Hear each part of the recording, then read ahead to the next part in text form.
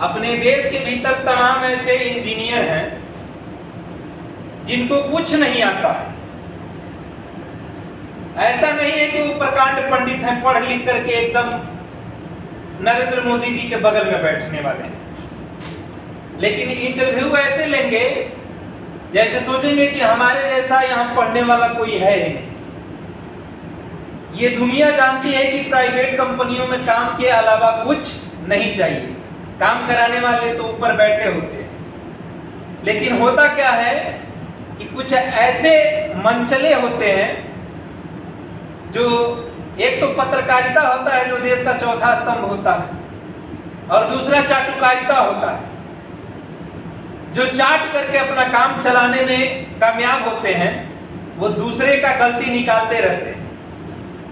सबसे पहले उन भाई बहन को हम बताना चाहेंगे, जो लोग भी इंजीनियरिंग की पढ़ाई करते हैं वो इतना ठान ले अपने मन में और दिल और दिमाग में कि कभी भी अगर किसी का इंटरव्यू ले तो इतना सोच के लें कि वो पहले क्या थे और आज कितना मेहनत के बाद क्या बन गए। और कोई भी इंसान पेट से सीख करके नहीं आता। ट्रेनिंग देने से पहले और ये भी बताएंगे कि इंटरव्यूअर कैसे क्या पूछता है। हालांकि उसको आता कुछ नहीं है, लेकिन कुछ लोग ऐसे होते हैं जो पावर का गलत इस्तेमाल करते हैं। ये जो हमारे पीछे देख रहे हैं ये एक पैनल है, और इसी पैनल से सारा जो प्लांट है, पूरा प्लांट का लोड इस पैनल से होता है। इस पैनल में कुछ इक्विपमेंट लगे हुए हैं जो आप देखेंगे तो इसको मल्टी फंक्शन मीटर बोलेंगे। ये मल्टी फंक्शन मीटर है। इसमें हम देखते हैं कि इसपे जो लोड लगा हुआ है वो कितना किलोवाट या वाट या मेगावाट, कितना किलोवाट का कंजप्शन होता है, हम इस मल्टी फंक्शन मीटर से पता करते हैं। ये है एसीबी, ये एयर सर्किट ब्रेकर इसको बोलते हैं। ये जहां हैवी करंट, हैवी लोड होता है वहां पे ये यूज होता है। इसकी अगर कैपेसिटी की बात करें तो 1000 एम्पियर से ऊपर और लगभग 7000 एम्पियर के आसपास इसकी कैपेसिटी होती है। इससे कम और ज्यादा भी हो सकता है। अपने भारत देश में कभी भी इलेक्ट्रिक इक्विपमेंट में यूटिलाइज होता रहता है, तो ये एक फिक्स और निर्भर बात करना असंभव है। इसमें कुछ सेफ्टी दिए गए हैं, इसमें सेटिंग पॉइंट दिया गया है जिसमें हम ओवरलोड की सेटिंग कर सकते हैं, शॉर्ट सर्किट की सेटिंग कर सकते हैं और अर्थ फॉल्ट की भी सेटिंग कर सकते हैं। इसमें टाइम भी दिया रहता है कि कितने टाइम तक हमें इस ब्रेकर को ट्रिप कराना है। उसके बाद ये है टीएनसी स्विच। टीएनसी का मतलब ये होता है ट्रिपेड न्यूट्रल क्लोज।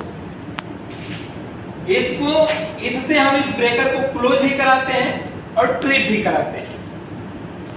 उसके बाद ये आपका इंडिकेशन है। जब ये हमारा एसीबी चार्ज होगा तो ये इंडिकेशन ऑन मोड में रहेगा, जैसे ये ऑफ होगा वैसे ये ऑफ मोड में रहेगा।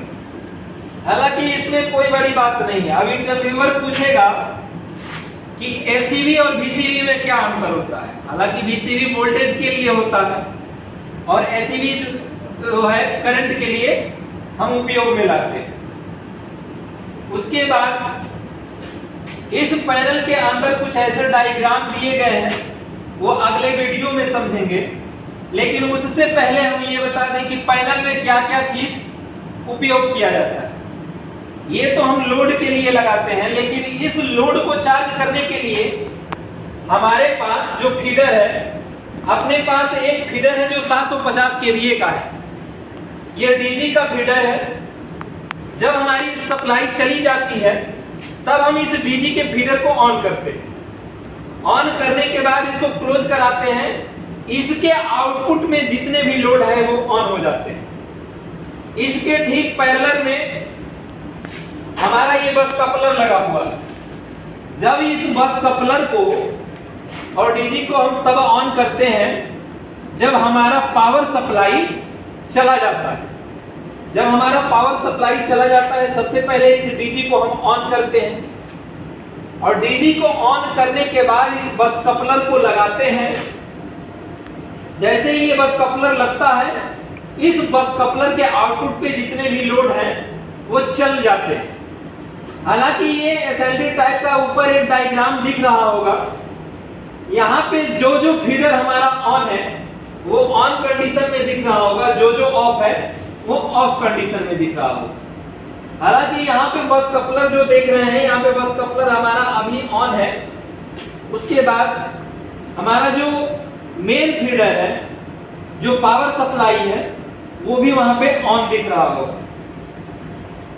नोट करने की बात यह है कि जब हमारी पावर सप्लाई आती है, जब हमारा पावर सप्लाई आता है तो सबसे पहले हम इस बस कपलर को काटेंगे, इस बस कपलर को काटेंगे। उसके बाद ये भी ब्रेकर जो है इसको भी काट देंगे। अगर टेक्निकल भाषा में बोला जाए तो इस बस कपलर को ट्रिप करा लेंगे। उसके बाद इस बस कपलर को ट्रिप करा लेंगे। देन ये जो है, ये हमारी मेन पावर सप्लाई है, इसको वहां से क्लोज कराएंगे।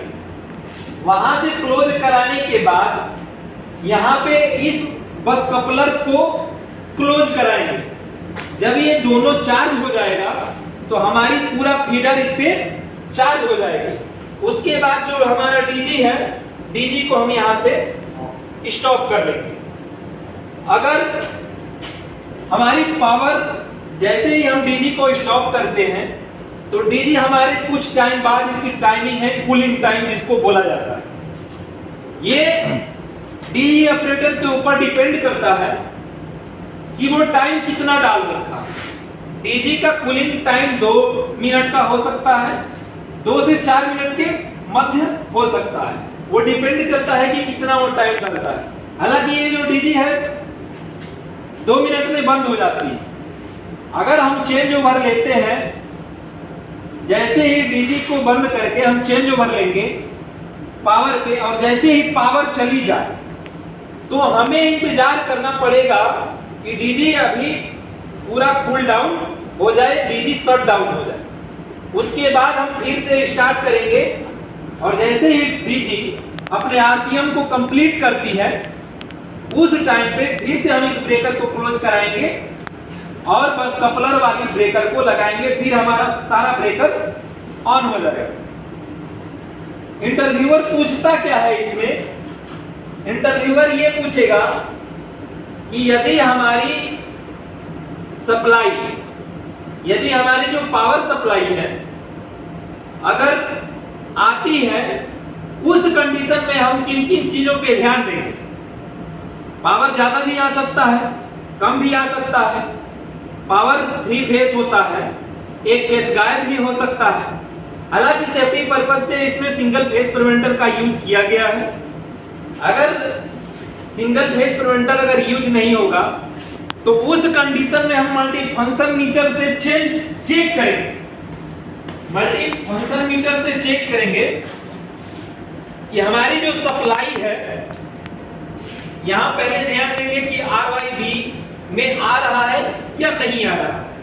अगर एक फेस गायब है तो हमारा ब्रेकर नहीं लगेगा, अगर सिंगल फेस प्रिवेंटर का हम यूज करेंगे तो। हालांकि सेफ्टी पर्पज से ये 100% लगा होता है। अगर नहीं भी लगा हो तो हम यहां से चेक करेंगे, यहां से जा करके RYB और BR में वोल्टेज चेक करेंगे। एक में 418, 420 और 419। अगर ये 450 से ऊपर हो, 440 से ऊपर हो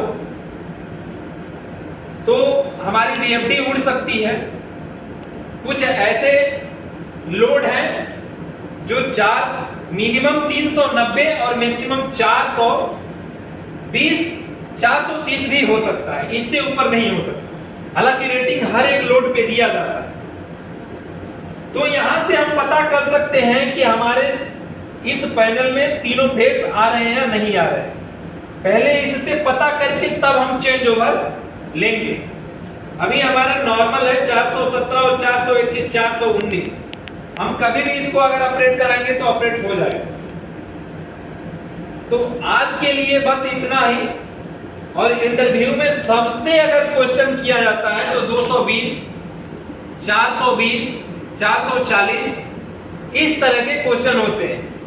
अब वो पूछने वाला पूछेगा ओम का नियम बता दो, उसके बाद नॉर्टन थ्योरम क्या होता है, किरचॉफ का नियम क्या होता है, किरचॉफ में कितने लॉ होते हैं, ओम के नियम में क्या होता है, सीरीज और पैरेलल में अंतर क्या होता है, हमारी जो लोड है वो सीरीज में चलती है या पैरेलल में चलती है। ऐसे क्वेश्चन पूछे जाते हैं। डीजी का अगर क्वेश्चन की बात करें तो डीजी में ये पूछा जाता है कि डीजी को हम कैसे चेक करते हैं। तो डीजी में 4 प्रकार का चेक होता है, जिसे ए, बी, सी और डी चेक होता है। अब इसमें ए चेक में हम क्या क्या चेक करते हैं, बी चेक में क्या क्या करते हैं और सी चेक में और डी चेक में क्या क्या करते हैं। तो ए चेक में नॉर्मली बेस पे हम कूलेंट का लेवल, बैटरी वोल्टेज, लीकेज और जो हमारा सेफ्टी जितने भी लगे हैं वो काम कर रहे हैं या नहीं कर रहे हैं। बी चेक में हमारा lube oil, air filter, lube oil filter और जो हमारी ऑयल की प्रॉपर्टी है उसको चेक करते हैं और जो ऑयल लेवल है उसको भी चेक करते हैं और चेंज भी करते हैं। सी चेक में क्या होता है, सी चेक में ऐसे तो अपने लोग यहाँ जो है सी चेक एएमसी के थ्रू चेक किया जाता है, जिसमें ए चेक भी होता है, बी चेक भी होता है और सी चेक में होता है टरबाइन, फ्लाई व्हील इत्यादि। डी चेक में ए, बी, सी, उसके बाद उसमें governor, fly wheel, alternator, AVR, ये सब चीजें चेक होते हैं। तो इससे ही क्वेश्चन पूछा जाता है और आप सभी लोगों को बताना पड़ता है। तो ऐसा नहीं है कि सामने वाला सब कुछ सीख के पास है। पूछने वाले ये भारत देश है, कुछ भी यहाँ हो सकता है। यहाँ अपना ऐसा देश है और अपने देश के ऐसे लोग हैं कि अगर उन लोगों का 2 रुपए का फायदा हो, किसी का 400 रुपए का अगर नुकसान हो तो वो नुकसान करवा सकते हैं अपने फायदे के लिए। तो तमाम भाई बहन और तमाम इंजीनियरिंग करने वाले छात्र और छात्राओं से आग्रह है, निवेदन है, विनती है कि कभी भी कहीं जाइए, अगर आप इंटरव्यू में सिलेक्ट नहीं होते हैं तो ये अपने आप को नहीं सोचना है कि हम पढ़ने में कमजोर हैं। ऐसा कभी सोचना ही नहीं, क्योंकि पूछने वाला क्या उसको जवाब देना है, वो जवाब क्या सुनना चाहता है, क्योंकि जिसको जितनी जानकारी होती है वो उतना ही सुनना चाहता है। क्योंकि समंदर बहुत बड़ा होता है और समंदर में अगर बड़े से बड़े नाव को डाल दो तो भी समंदर में कोई फर्क नहीं पड़ता है। कहने का मेरा तात्पर्य ये है कि सूर्य कितना भी चमक ले, समंदर नहीं सुखा सकता। फिर मिलते हैं अगले नेक्स्ट वीडियो में। जय हिंद।